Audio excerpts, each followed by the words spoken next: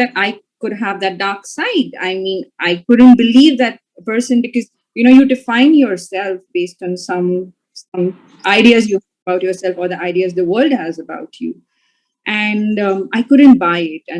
And then I had to realize, okay, it also depends on who you're giving your trust to. Um, Not that I don't have good friends. I am blessed to have some really wonderful friends, and I sometimes wonder how did I get so lucky having them. But there were some friends that I made who did take me towards the dark side, but that's what I chose. It was my Mm-hmm. decision that. So Absolutely. so trust was one lesson that I need to start trusting myself. That was one very Mm-hmm. harsh to learn, and it took me about 4.5 years. I think I learned that lesson in the last 1 year, where I've started trusting myself, my intuition, my gut. If I don't feel good about something, I just don't go ahead with it. I'm like, it's okay. The worst. I Mm-hmm. will. It'll be wrong, but I've realized the moment I trust myself, I'm making lesser mistakes in life. And self love was something that I was depending on others to love me, validate me, or say appreciate my Mm-hmm. work. I Mm-hmm. didn't my own work. That is Mm-hmm. where rejected at interviews, I would get rejected in love relations. Mm-hmm. And when I started like loving myself, I see that I attract people at that frequency, and I am getting love in different forms. It does not have to be romantic, but I Mm-hmm. am with love because I've started loving myself. Mm-hmm. Whatever and I just embraced those parts of me which I thought was ugly because someone else thought it was ugly. Probably it's not Absolutely. ugly. That makes me, Mhm. yeah. So when we talk about that emotions that upsurge you, not you but many of us at some point in our life, and parallelly, lot of other things also keep on going. So at those moments, how do you see people around you? How do you see your present situations, and how do you cope up with that? Because in those times, you of course don't like somebody penetrating into your personal life, into your emotional, aspect, and realizing what you are going through. So how do you cope up with it? Are there any specific, ways through which you have done that in your life, or it has always been a random one? It has been trial and error. I have, so I believe that it's okay to be vulnerable. The moment Mm-hmm. you're vulnerable, you are Yeah. tapping into your authentic self. The moment you're not vulnerable, walls, and you're Mm-hmm. to push the real you away. So Right. I've been being vulnerable, and I don't shy away from being vulnerable. I've been vulnerable in people who I shouldn't have been vulnerable in front of, and trusted them with myself. I learned it. It's okay. It was an experience, Mm-hmm. and we believe that it's okay to be vulnerable. First, just trust yourself. Um, Absolutely. Emotions used to be haphazard. I mean, I would just start crying. I would be in depression most of the time. I had so much anxiety. I couldn't lose weight because I was so stressed all the time. I had Mm-hmm. hormone balances for the longest period. And it's now that I've realized that all of this is just directly, proportionately connected to my emotions. The Mm-hmm. moment I feel my emotions, my mental state improves. My mental state improves, my physical state improves.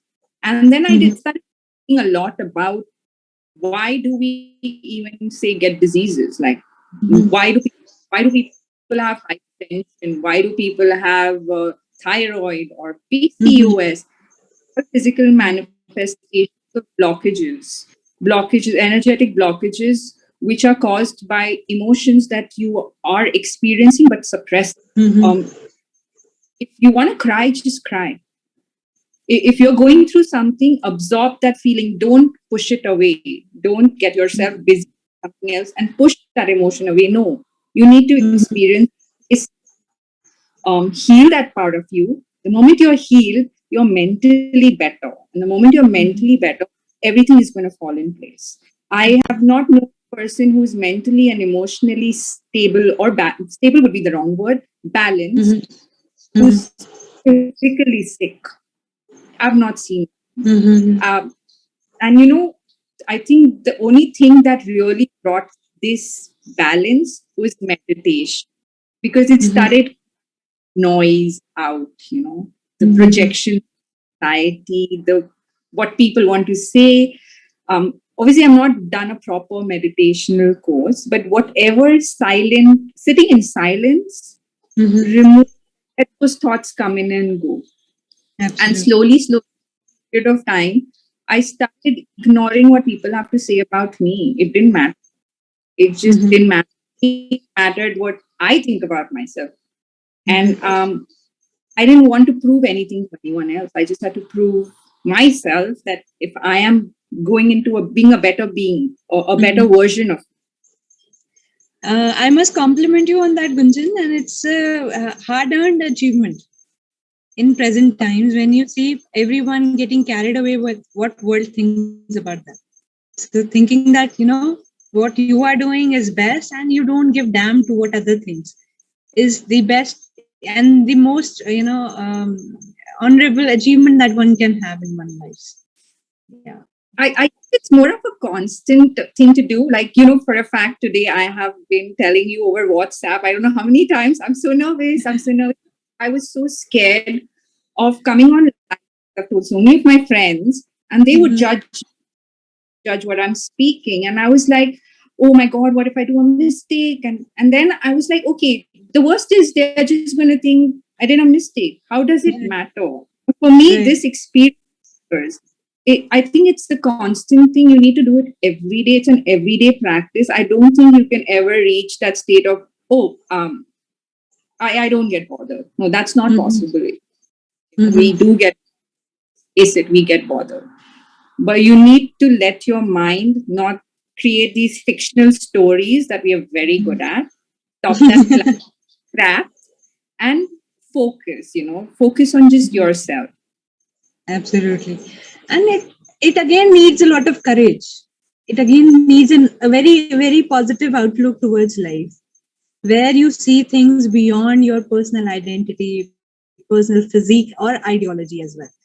So whatever we say, it holds importance only when it is coming from the source. And if it is not coming from the source, it is ideally something concoction of a mind, or something, a projection of someone else's mind.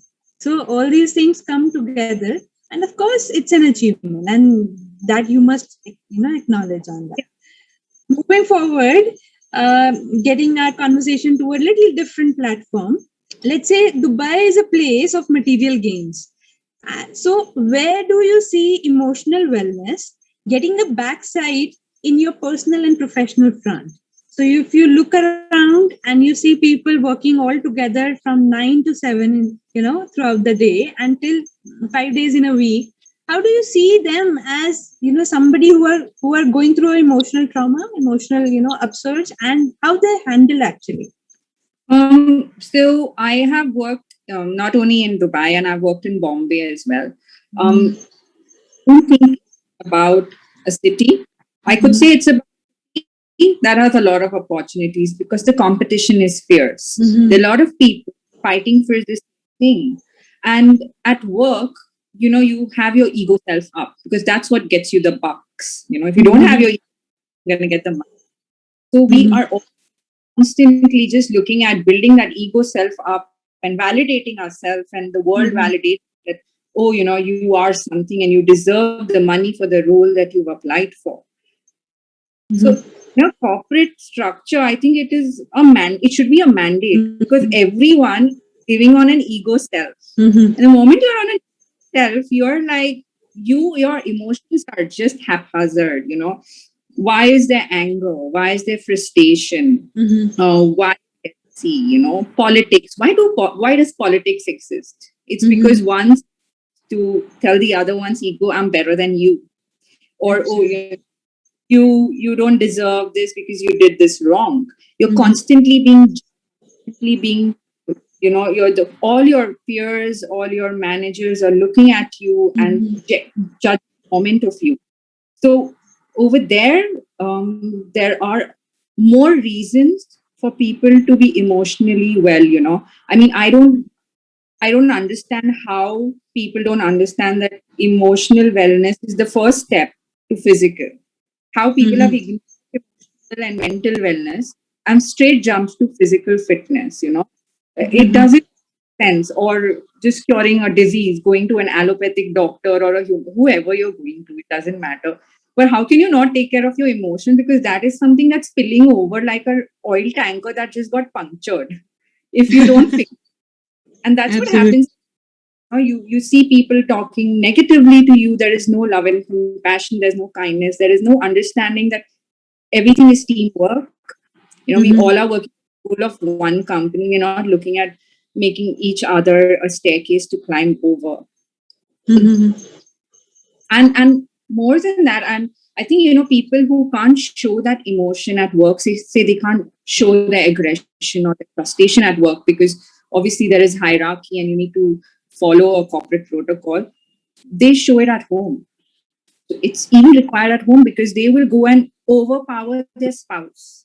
They will go and try to show that I am better than you at over their spouse or their children because they can't do it at work. Absolutely. So it is required not only at work, but it is even required at home. You don't want to deal with a person who's emotionally haphazard. It's not even convenient to work. And very important point here to note, even for our audience, that if your emotional wellness is not taken care, your physical wellness is not going to be perfect, no matter how much you are going and hitting the gym.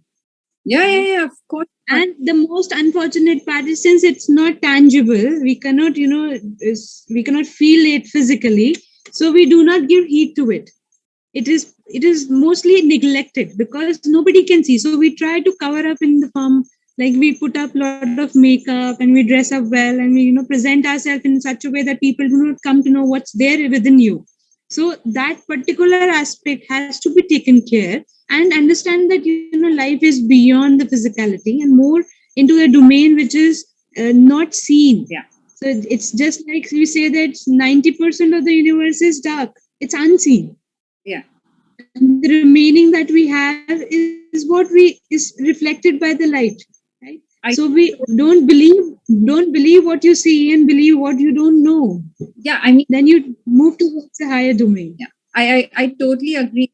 It's energy. Like, I don't think, like, not everyone believes. You have a set of people who believe there's energy that exists, and there's a set of people that believe that energy doesn't exist. So everything is energy. Your emotions are energy, your mental is energy, and that causes energy blockages in your chakra. For example, thyroid has thyroid because their throat chakra is blocked because they've probably not been express something, they've not been able to communicate something, they are suppressing something that they want to talk about, and that's why it's developed. So people don't that I have hypo and hyperthyroidism. Yeah, okay, you have it. Okay, yeah, we can correct it with medication, but there is cost to it. Like, try to figure it out, fix that. If you have fear of talking, talk, deal. What is the worst that will happen? Right. Today only, like, I was reading one of the Chiro practitioners blog there on Facebook, and he has written a very beautiful, lines there on his post that do not own a disease. Normally we say, I have a diabetes, I have a thyroid, I have so and so, high BP. So we own a disease. We get associated with the disease. So instead of that, just cure their symptoms, cure to get it uprooted, and just move forward in your life, so that that disease leaves you as soon as possible. Yeah. So it's similar, like our emotions. If we start associating with our emotions in a way that we are getting angry, so we normally tag us as an angry person, or I am very emotional because I start crying or weeping when somebody leaves me alone. So those kind of association basically makes us very weak as a human being and tries to pull us down. Which, on the other hand, if we try to disassociate ourselves and disown ourselves from these associations, probably we earn a lot of free will to do whatever we want to do. Even if we want to get angry, it's okay to get angry. There is nothing good and bad anger. There's always a letting go of anger. So association creates a lot of turmoil. Normally people don't know how to dissociate ourselves from their particular emotions. So somehow that's how things go, and probably it is reflected in the physical wellness too. Yeah. Absolutely. Disassociating with yourself is just dissolving your ego self, which is not easy. I mean, I don't think that, there are a lot of people who reach that stage of, oh, I've dissolved my complete ego self. No, it's every day you're building up ego. Every day you dissolve some. Absolutely. That's the only to be able to touch your inner being. That's the only, and your body is always giving you directions and sensations. If something good, your body will give you an indication. It's just that you need to capture it. But how do you capture? You're busy. Your mind is busy, victimizing yourself. That I'm angry, I'm frustrated, someone did this. Stop victimizing. The moment you disassociate, your body will give you signals. You'll catch them easily. Absolutely. So here comes a concept of holistic wellness, where we talk about the emotional wellness and the physical wellness too. So how exactly in your life you have incorporated both together?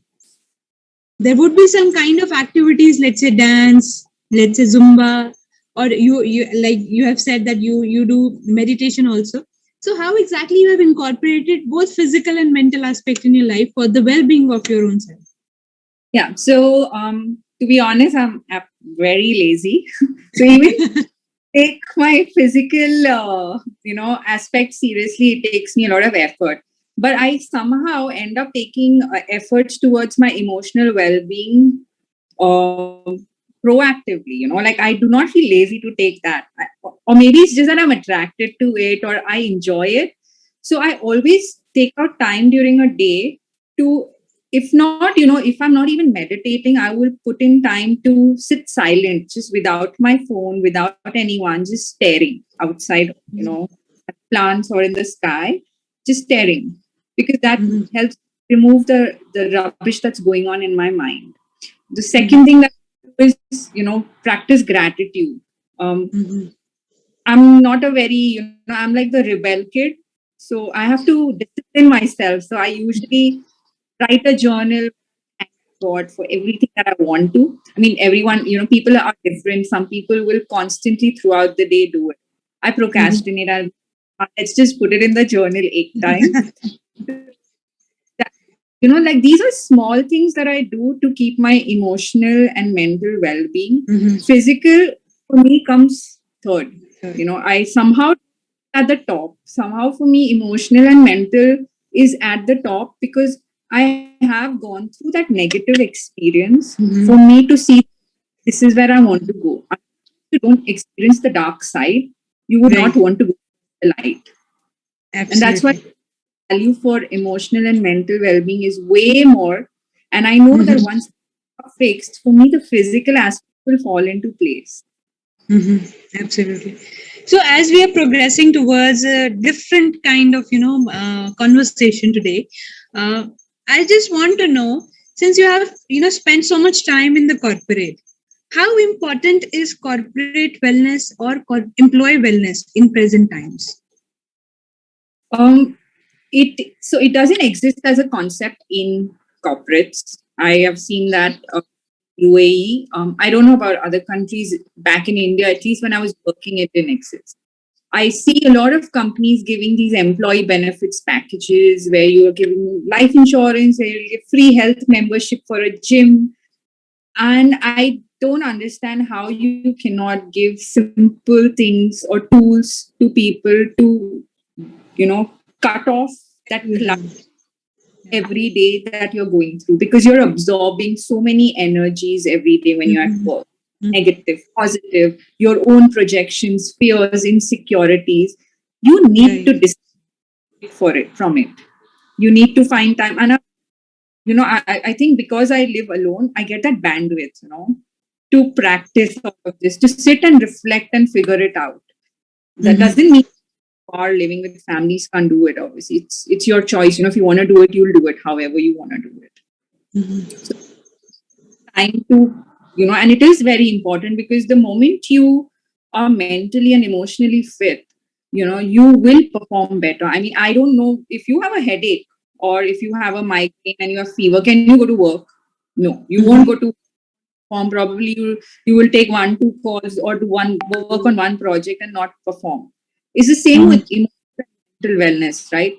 if you are if you are living with those heavy emotions, either you're going to start crying at work, you're not going to be focus on your project, you will be rude to other people, Mhm.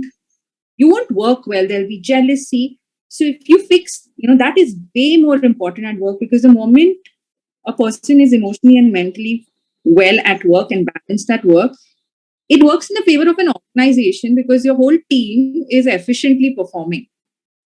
You've fixed them, you've taken care of them. That's actually taking care of your employees, because you've fixed that part of their life. Absolutely. And from your, whatever you have said, I believe that it's utmost important. Oh, yes. If we want to have a sound teams, if we want to have organizations that work with the teams for a longer period of time and have a very healthy team, rather. So it's very important that we start considering the mental health of their employees, so that their performance increases and they start taking up their work more personally. So normally what happens is, in an organization, it's more like, okay, the work has been given to you, it's fine, you have to do that much only. But when it is something like it's your organization and you have to do it for your own organization, then it's totally a different ballgame. Yeah. Yeah.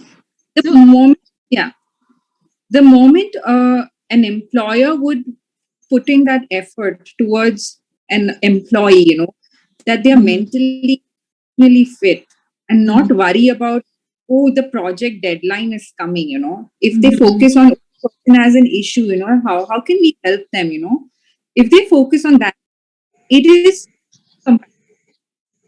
how mhm. on show compassion to someone, you won't get something back in return, right? The Right. employee gratefully do everything and anything that's possible to make your organization a success. Absolutely. And for that, employee wellness is very much important. Enablers are much needed in present times. And Oh, we of course. expect all the corporates to give us that much of importance too. Yeah, I mean, we as individuals, either you go through the whole harsh turmoil and facing life experiences to help you reach that state of mental and emotional well, which is not an easy process, or you reach out to a coach who can help you. It's like reaching out to a fitness coach. There's a reason a fitness coach exists, so that he can guide us step one how Mhm. to achieve what I want in 3 months, 4 months for your timeline. But if you do it on your own, you go through trial and errors and make mistakes, and probably you'll reach that fitness goal after 3 4 years. That's Mhm. an emotional or mental health coach is, because they exactly know how to fix your problem, and they will build it up for you and give you directions. All life is. Absolutely, Gunjan. And thank you for mentioning that, because we have been doing that work from past 12 years now. And we have helped so many people, more than 1,000 people, all across the country and abroad. So it is always a golden opportunity for us, as well as a blessing for us, to help someone move out of their, stagnated mindset and lead a life that is much happier. So that's give us a credit, a star that's always there on our shoulder. And thank you so much. It is such a pleasure to have you on board with such a lovely conversation that we had today.